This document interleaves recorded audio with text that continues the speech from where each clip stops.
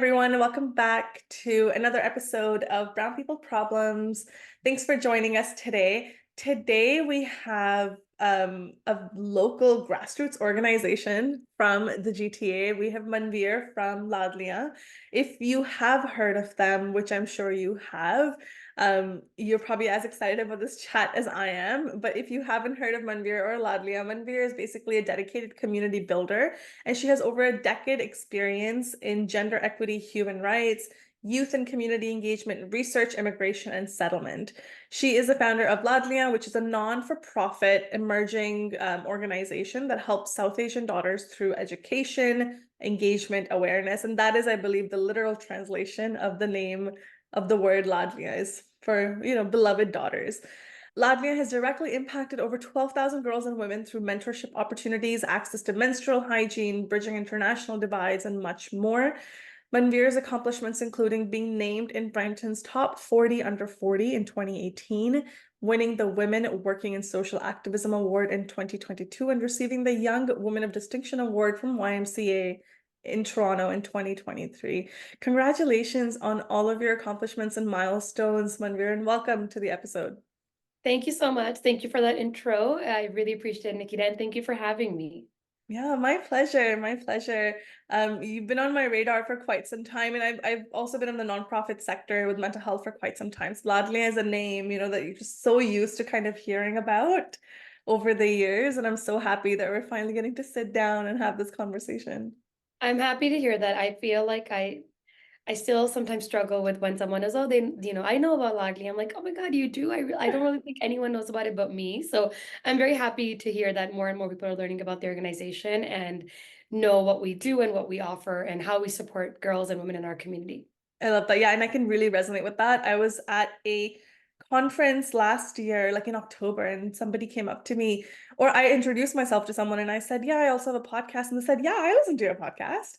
And that was such Yeah, a gratifying moment to be like, yeah, wait a minute, like what? I thought it was just me yeah, who yeah. listened to this. So I can appreciate that sentiment.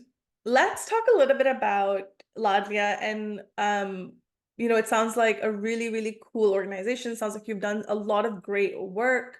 Let's talk a little bit about what inspired you to create this and bring this about. How old is Laadliyan exactly?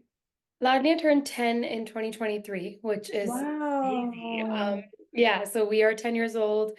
Like honestly, if you ask me to pinpoint to one moment, I Mm, can't tell you like this is where it started. I think it existed long before it became a nonprofit. The idea existed, the work existed, my passion and dedication existed way before the incorporation happened and we became a nonprofit and all of that. I think growing up the way that I did, and I'm sure you did, and so many other girls and women who are listening, if you're from the South Asian community and other communities, it became very evident that girls are treated differently, daughters are treated differently, women are treated differently, just because we are girls, right? mm, And it was something that I used to always like argue about, bring up at like family discussions, conversations. mm, Um, it wasn't always welcome in those like in those spaces, but I just knew that it wasn't right because people were saying things and no one was correcting them, no one was calling people out. And then the older you get, you start to see that it starts to impact you in certain spaces, maybe in family gatherings or at school or in the community. So I knew that I didn't like the narrative around daughters. I didn't like the mm. sadness that came with girls and women and daughters, especially the birth of a daughter. I think that was one of my first kind of realizations of how girls are treated differently than boys. And I personally, I come from a family where, I have a sister and a brother, and we are two sisters and one brother, and he's the eldest, but we were treated just the same by our parents as our brother and continue to do so, right? All of us are married and have our own lives, but we have very similar experiences when it comes to celebrating all of us, loving all of us, showing affection, pushing us all to do whatever we want in life. Mm. And I think for me, that was kind of like in the back of my head, like, okay, if my family can think like that and we have two girls, why not other families? And then, you hear things as you grow up around, oh, like you're going to get married and you're not going to be a part of this family. And oh, like so Mm. sad, it's another girl. Like all of these things, I think led me to want to do something about this issue. And that's where in 2013 I was sitting down and by then I'd already like talked about it, like I had read papers, I had discussed, I had like presented at conferences, but I hadn't done like I hadn't put the idea of the nonprofit out there. So it started off as a Facebook page in 2013 in my living room. And the name came from my mom saying, I'm like, I want to do something. And she's like, okay, I think you should call it Laadliyan because you guys are my Laadliyan, like to my sister and I. And that's where we started 10 years ago in my living room as a Facebook page where I was just, talking about the issues that I was seeing in the community, female feticide, female infanticide, news articles, sharing my opinions, my thoughts. And a couple of years in, people are like, okay, if you really want to make a change, you have to, get funding, etc. And I was 21. I had no idea about money. I had no idea about, how to run an organization. No one taught me these things. So I'm still learning 10 years in, but that's kind of where the seed was planted. And then we incorporated in 2015. And now here we are 10 years in. Oh, yeah, what an incredible journey. Yeah. It Yeah, was it sounds like, yeah, it sounds like, yeah, it was something that, had been sitting with you for quite some time. And I think a lot of lovely kind of organizations and movements, right? They don't start from like a spark of a moment, but it's more of this like idea that you've been percolating on for a long time. yeah. And you start to affect change on that like micro level, right? Like within your kind of circle. And then eventually it builds up to you feeling this need to create some macro level movement. And Yeah. sounds Yeah. like that's been your journey as well. Yeah, and I think, like when you're young, like especially when you're like graduating and you're like, I'm gonna go change the world, Yeah. and then you realize like, oh, like change starts at home, right? So like, and I think like, my whole approach really shifted after like I got a taste of like, okay, this isn't gonna be as easy as it looks. We can't really change people's opinions overnight. So what can we do? And I think that's how it kind of led me to like, okay, let's work with the young women that we already have in our community who we can empower, who we can Mm. guide, and then they can go and be change makers in their own families and their own communities. And from that, we spread the impact. But I think, it was very naive of me at once upon a time. I'm like, yeah, I'm going to eliminate gender inequity when I get older, which I mean, I think is still the goal, but it's not as, it doesn't happen as quickly as we'd like. And obviously every day, we take two steps forward, one step back. And like we hear so many things about gender inequity and especially within our community that you're just like, has anything changed? But it's good to know that, in my work at least, I've been able to work with my local community and the girls within my reach and the daughters within my reach to empower them, and then they go in and do that in their community. So I think that has shifted definitely for me in terms of my approach. Yeah, yeah, I think you're absolutely right about that. You hit the nail on the head because we often have these really strong kind of social justice or like advocacy kind of like desires, but we at that age especially we can tend to think in very like linear terms that okay, like I need to do something that's gonna have a huge explosive impact Yeah. when really with change, sometimes slow is fast. Yeah. Right? Yeah. It's more meaningful because what's Definitely. realistically, sustainably is going to happen is there's going to be like you're going to plant the seed of change, which is and you're going to slowly going to water it, and it's going to grow and grow and grow and grow into these like this big tree with branches, and it's going to influence now the ecosystem of that environment, Exactly. Yeah. right? And sustainable change takes time. I mean, Takes some as frustrating as it is sometimes, right? We just want to time. like shake people and be like, snap out Yeah. of it. It's hard. Yeah, I agree. And I think like that, like you mentioned, like it's more meaningful if it's like, slower and it's also you can actually see like the changes or the impact that your work is having. Yeah. But and I mean, of course, I'm still hopeful that one day we will no longer need to discuss these things or learning won't need to exist because we'll have overcome these challenges. But I think we are unfortunately a long way away, and the more conversations we can have, the Yeah. better it'll be for the collective, good of our society, not just women, also for the boys and men. Yeah, yeah, exactly. Yeah, I think it's something that you said earlier that really resonated with me. You said there's so much sadness around daughters being born or like the experience of being a woman. And, folks will kind of say to me, well, gender inequality doesn't exist now. Mhm. Like men and women are like equal now. Yeah. And I mean, that's a whole different episode. But I think, yes, in a lot of ways, the pursuit of equality is more at the forefront of society and people's mindsets, but it's so insidious, right? Even just this like mentality around, oh no, it's a girl, one day she's gonna leave us, or Yeah. this is not really your home or your family, when you get married, that's your real home and family. Just the narrative around it is Yeah. so othering and it creates so much sadness. Yeah, and I truly like I think, at the older you get, you experience like different changes in your life. Like you get married and then you become a daughter-in-law, you become a wife, you become like there's all these things. And I think with those, you're reminded that it hasn't really changed as much as you'd like it to, or you think it has, right? I think like or like when you give birth as to a son versus a daughter. I have a friend who gave birth to a daughter last year, and she said, we'd like to think that things are different, but they're really not. Like Mhm. people are still going to remind you that it should have, they would have preferred a son first. But I think those types of things really frustrate me, but I do see change. I don't want to see that there isn't change. Like there is change with our generation. Mhm. I think there would like, the men in our generation, especially like I think being able to have these conversations openly with our families is a huge change. We didn't see this happening with, for example, when my mom was younger, like you weren't talking about these things with your parents. You weren't talking about um you knew your role in in your family was you're here up until a certain age and then you're going to go off and live your life after you're married if you're lucky and your husband's family allows it, right? Mhm. But now I think now we are seeing changes in that sense. But however, there's still notions around daughters and girls and expectations from daughters, girls, women that don't necessarily exist for men. I'm not saying challenges don't exist for men. Of course, there's lots of challenges for boys and men as well.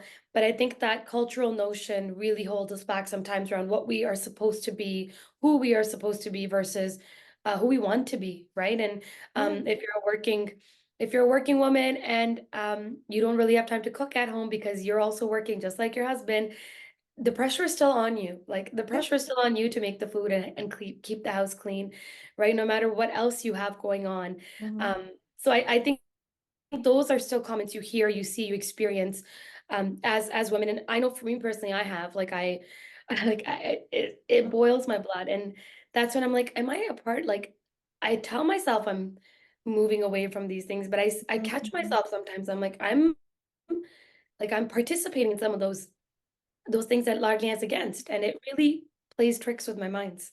No, Yeah, it's like, yeah, it's so insidious, right? yeah, There's a like in the GTA, there's a popular like influencer, and she had a kid, and she's brown, and so when she had a kid, they gave the kid like the joint last name, so her last name and her partner's last name.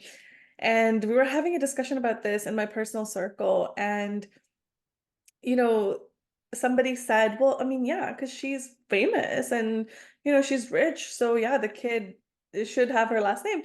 And what really came up for me was someone like women's worth is yeah, associated with like how much money they bring to the table, whereas men's worth is inherent to them. Like, yeah, it yeah, feels so yeah. like conditional. And that was another kind of example for me where I was like, whoa, like it kind of just like smacked me in the face. I was like, oh my gosh, this still exists. Yeah, and like I've even heard people our own age, like around in our age group, in our generation, sometimes make comments like that as well. So I think we're still a long way away from real change, but there are strides. We have made strides, and there are success stories that we can look at and Mhm. feel proud of and excited for. But I think until the problem is we don't want to acknowledge it as a problem, right? We say it's just Yeah. how the world is, it's how it's supposed to be, which I hate because it's not. Yeah, yeah, that the privileged mindset, right? Well, Yeah, it is what it is, right? Well, yeah, that yeah, just speaks to your privilege, but yeah. yeah, yeah. Um, I'm curious about some of the programs that you run and some of the community presence that you have. I know you mentioned that you've done a lot of like mentorship, and I'm quite aware of that mentorship program.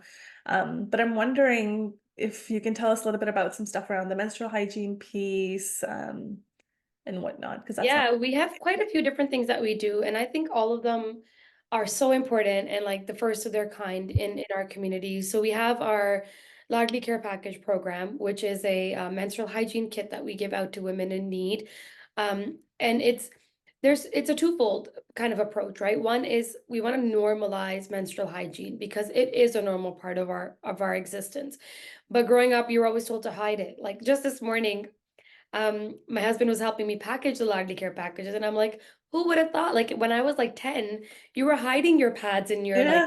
arms and like, okay, like I need to make sure no one sees me taking these up the stairs. And Yeah. now it's like, I've had my dad help me put care packages together in the past. And so I think one approach to that program is to normalize conversations around periods and menstrual health.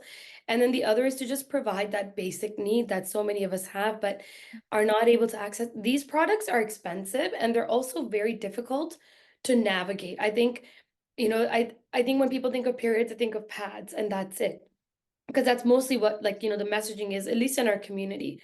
And there's so much more that comes along with that. Like there's different types of sizes, different approaches you can take to your menstrual health, different products you can use, right? And so we want to bring all of that in through this program to just educate our community and normalize the conversation around menstrual hygiene. So this program is our attempt at kind of diminishing the need in a little small way. And what we do is they're donated through community members. And then we package them and drop them off to either Save a Food Bank or we give them to international students to make sure that, again, like it's openly, like it's a bag, it's a clear bag, you can see the pads. And, hey, here's something. If you want to talk about it, like we can talk about it. And we also insert like some educational postcards in there, which again would educate them about their menstrual hygiene and menstrual cycles. And this is something that I think more recently, we've become comfortable openly discussing or even posting about. And that's a whole other thing. When we post about our menstrual hygiene kits, it's the least amount of engagement we get on social media, which I think is just bizarre because, but when Mm, we post a random post, it's like, oh my God, 100,000 views here and there. So mm, that's one reason why we also do it. But yeah, this is our attempt at kind of normalizing the conversation and making people comfortable talking about such a natural thing, which I know I was so ashamed of up until a certain age, like growing up, mhm, it only became normal like much later in my life, like I would say like 20s, mm, which is just I wouldn't want that for my daughter or for anyone around me growing up right now. So mhm, that's one. We also have our international student program called Udari, and that is a program that started during COVID, just supporting international students with navigating the services that are available to them, providing them with, essentials or basic items that they need, such as grocery and hygiene, um, and connecting them with professionals who might be able to help them in their careers. We know a lot of these students are in survival jobs, and it's expensive to live in Canada, and many of them are falling victim to exploitation, especially employment exploitation and sexual exploitation, unfortunately by people of our own community. And mm, we are trying to do our best to educate them and empower them and you know just prep them for the world that is Canada, which they're not always aware of before arriving. So we're working very closely with colleges and universities that have high newcomer populations, and educating them about all of these things. We did some research on the employment exploitation piece as well and found some really mm, gruesome mm. details around how these young women are being exploited. Yeah. And then we have our mentorship program, which is just, so needed. I wish it was something that was around when I was younger. Mm, Um, and the goal is just to make sure that anyone who wants to go into anything has someone to talk to, because I think there's so much value in having a person who looks like you, who can give you that advice that you may not be able to get from your family or from your friends group, or from your teachers even, because I don't think a lot of the times our experiences are similar to our teachers when we're in high school, for example. And then we do a lot of intergenerational work with grandmothers, mothers, and granddaughters through our BG Mom and Me program. So that's a gist. And then we also do a lot of other things like events and research yeah. and cool things that we can try to just create community through. We also have academic chapters in a variety of different universities. We're opening up our first one outside of Ontario in September, so very excited for that. It'll be in Manitoba. Um, Oh, and yeah, oh, that sounds great. Congratulations. That's a lot of thank excellent, excellent work. Yeah. I you. love how you put the period kits in a clear bag. I think that is such a Yeah. powerful, simple but powerful way of reclaiming that. And the need with international students is so high right now. I've recently done a couple episodes with a couple colleagues who are also psychotherapists around them supporting international student population.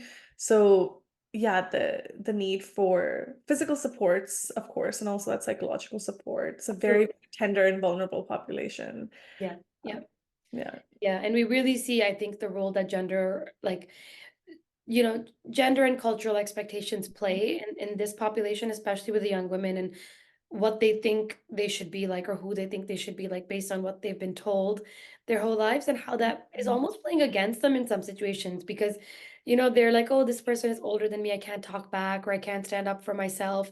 And you see that come out at like workplaces that are exploiting them. So we're really trying to educate them and empower them to, if something doesn't feel right, speak up. It's your right, it's your, responsibility as a student. So it's been a really it's been a really rewarding but challenging opportunity to work with this population. Yeah, no, for sure. I am curious around um if there's ever been any type of like commentary or any response within the community or perhaps from outside the community around your focus on women. Because whenever something is focused on women and girls, people will come to me and they'll say, well, this is not equality. Like, shouldn't you be focusing on men and women at the same time? Yeah, And I'm curious if you have received any type of talk like that. lots. Yeah. And I think, see, the thing is, if you, and lots of people say, oh, like, I don't feel like I'm welcomed at your events, even though we've never ever promoted that men are not welcome, ever. Mm, Unless it's a safe space for like international students, for example, and we're talking about something, then we'll explicitly say. But for all of our events, all of our, anything that we've done, boys and men, everyone is invited, everyone is included. But if you don't feel comfortable coming because culture tells you you can't be in a room full of women, that's on you, right? mm. But I think we do hear a lot of, oh, you should also be including men. I remember one time someone had created an Instagram account to mock us and they called it Ladle Oh. or Ladla or something.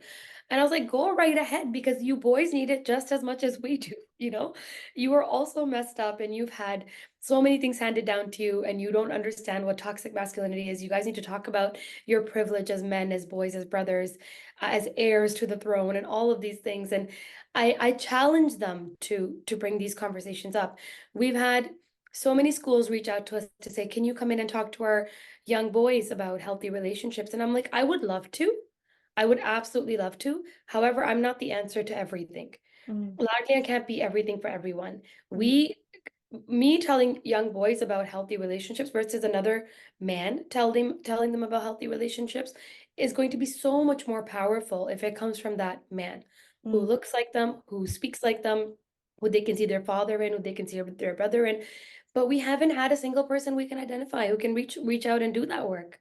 And mm, like I've worked in the youth space a long time, and we had a lot of great male allies from the Black community who were doing this for their peers, but we never were able to identify any South Asian men.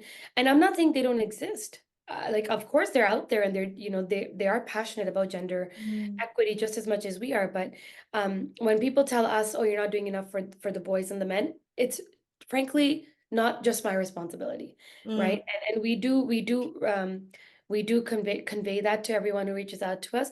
And again, when we are going into schools and colleges and universities, our healthy relationships discussions are open to everybody. But we find girls are more comfortable talking openly when they're in a girls only space. And I think boys might be more comfortable talking about these things when they're in a boys only space. mm. Um, and again, no one's, I don't think we're getting these conversations at the dinner table at home because no one's talking about gender during, the dinner hour. Or, I mean, unless you're me, I feel like I talk about it all day long, but Yeah, it's, um, it's not something that's happening. And it's frankly not just Ladlia's responsibility to be everyone's savior. I think there needs to be more leadership from other people in the community who can get up and talk about these things because it's impacting, like I said, the boys and the men just as much as it's impacting the girls and the women. absolutely. Yeah, and I Yeah. love that. I love your response to that because you're kind of handing back the responsibility, right? And you're Yeah. saying it's not, I didn't sign up to save everyone, right? This is Yeah. also part of maybe like perhaps your initiative, because whenever that type of conversation starts up, to me that's very akin to the people when Black Lives Matter was huge in 2020 around the murder of George Floyd, and then there was this other narrative, well, white lives matter too. It's like, yeah, Yeah. nobody said they don't matter. That's the thing. And I think, and when we talk about, I feel like people get so threatened by the word equality or equity because they think it comes at a cost to them. It actually doesn't. If anything, it's going to benefit you. It's going to benefit everybody around you. It's going to benefit your community. Everybody can do better if we're a more equitable society, right? And I think, and like if you have a partner that like, I'm married. My husband and I have a much more healthier relationship because we're on the same page about what equity means to us. But Hmm. if like I think these are not, and again, these are not conversations we were taught when we were younger.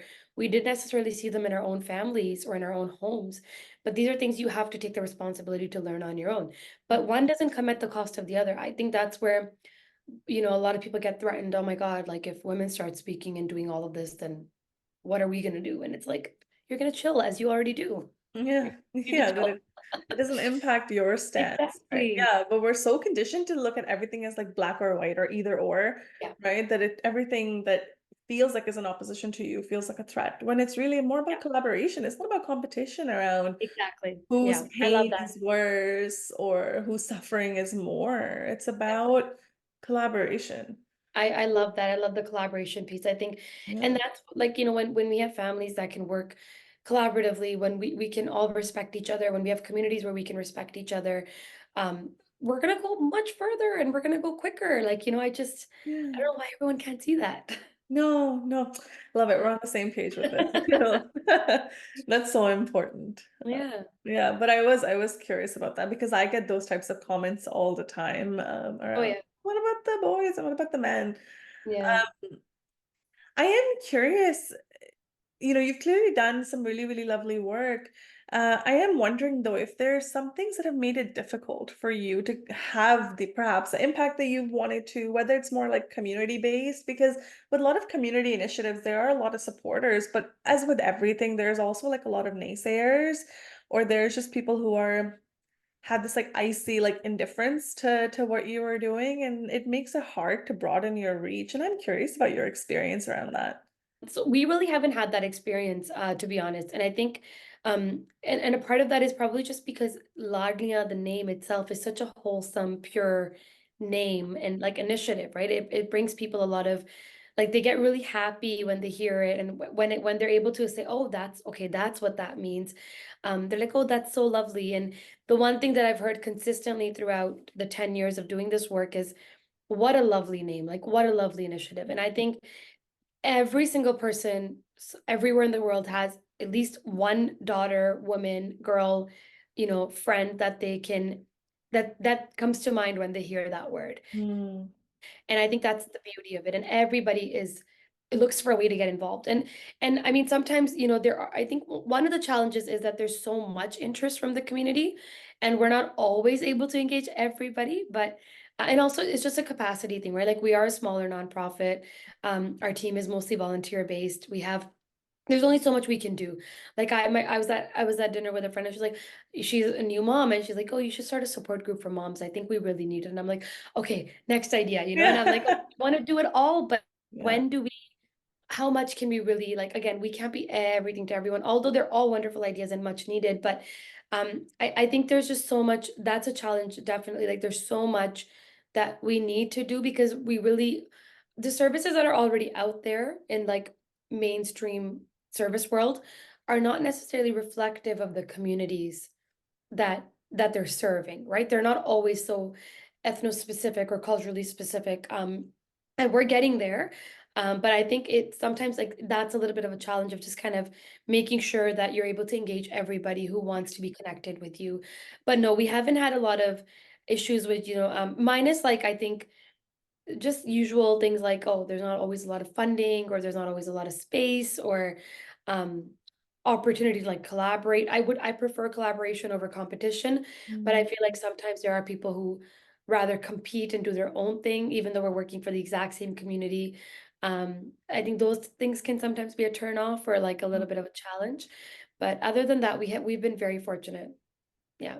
I'm so glad to hear that. That's very refreshing, right? Yeah, Yeah, yeah. in a sense. But yeah, there is this like overwhelming need in like the South Asian community, right? In Canada and Ontario and specifically with the growing population. And I think you're right that the mainstream organizations are not very like ethno-specific. And what I find most of the times that that cultural element just creates more of this air of like feeling welcomed and Yeah. Oh, uh, yeah. validated and affirmed. And it's this idea of like affinity, right? You want to feel surrounded by people that look like you, speak like you, think like you, and Absolutely. work for you. Yeah. And I think, like simple things like food, for example, they make like when you're able to offer like a part of your culture needs to be reflected in your services and your programming, right? So whether there's chai or there's food like samosas, those things add so much. And it's such a simple way to like add culture to whatever you're doing, right? And like we're a collective culture. We have food, it's at the core of our existence, like, Yeah. snacks and tea and talking and all of that. And I think we really try to bring those experiences into our programming and into our services as much as we can. Yeah, I love that. I love that. Yeah. For folks who are listening, and want to get in touch or want to kind of support Ladlia's like mission, where would you point them?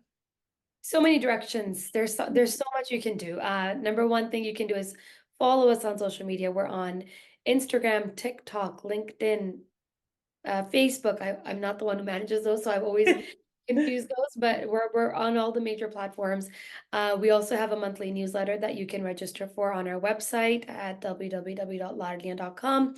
And that's a great way to just kind of stay in the know and know what's going on in events and volunteer opportunities.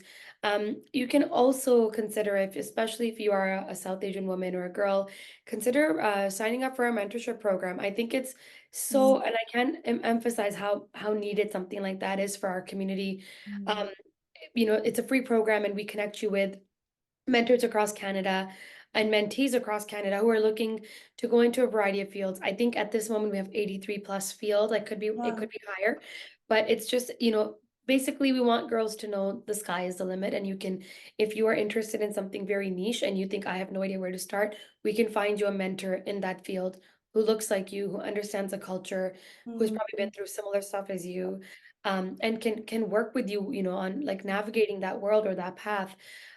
So please register if you're able to become a mentor, a mentee. Come out to our events and programs. We have lots of different types of things that we're doing.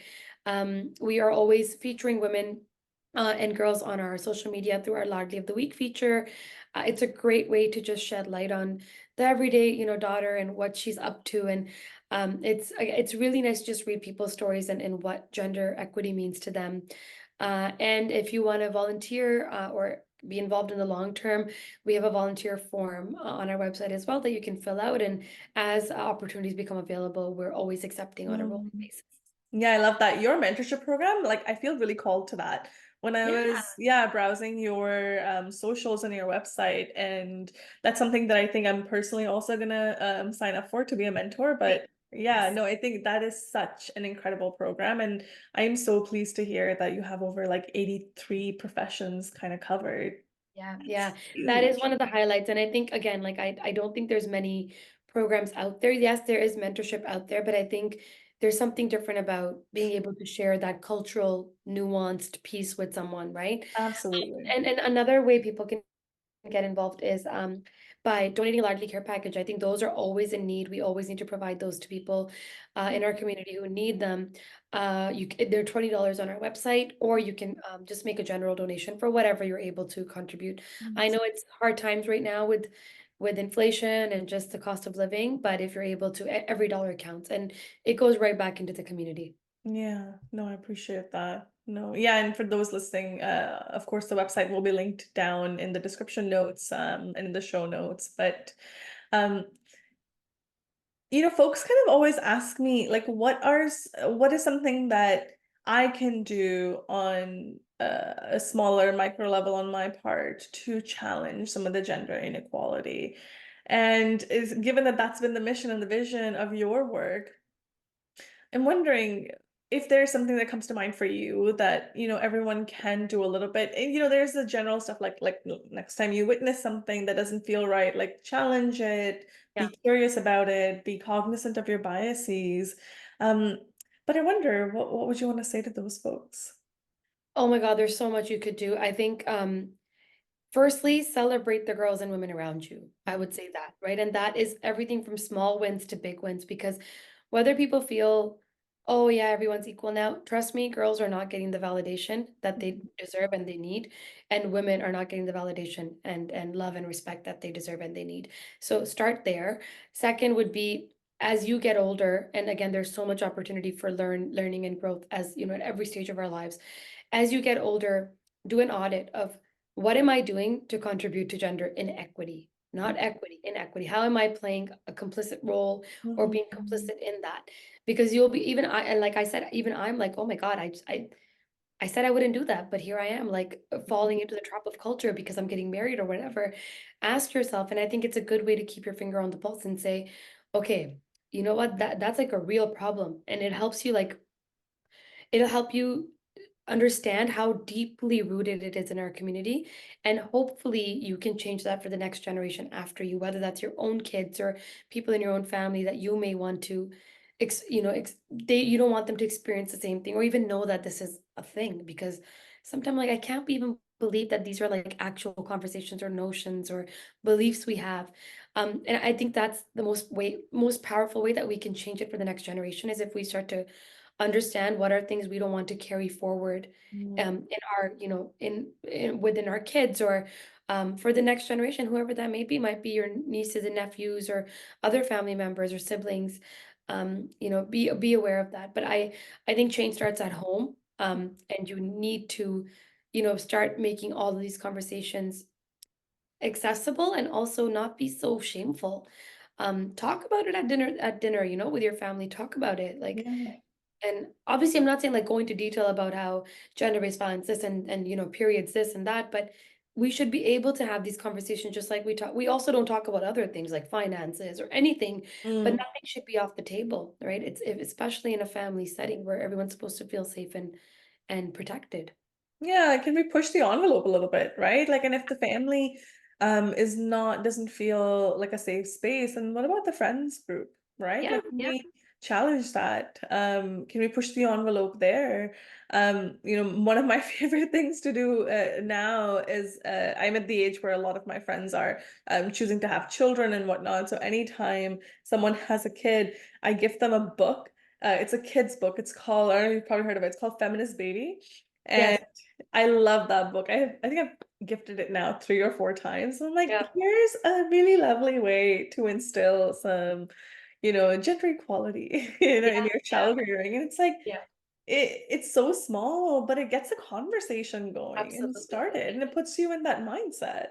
Yeah, and I'm in the same boat as you. A lot of our friends are now having kids, and everyone around us is pretty much either pregnant or just given birth. And I think that's where we see a lot of great changes coming, right? Like Yeah. people, the way that people are excited or how they're choosing to raise their sons and their daughters. It looks very different from when we were younger.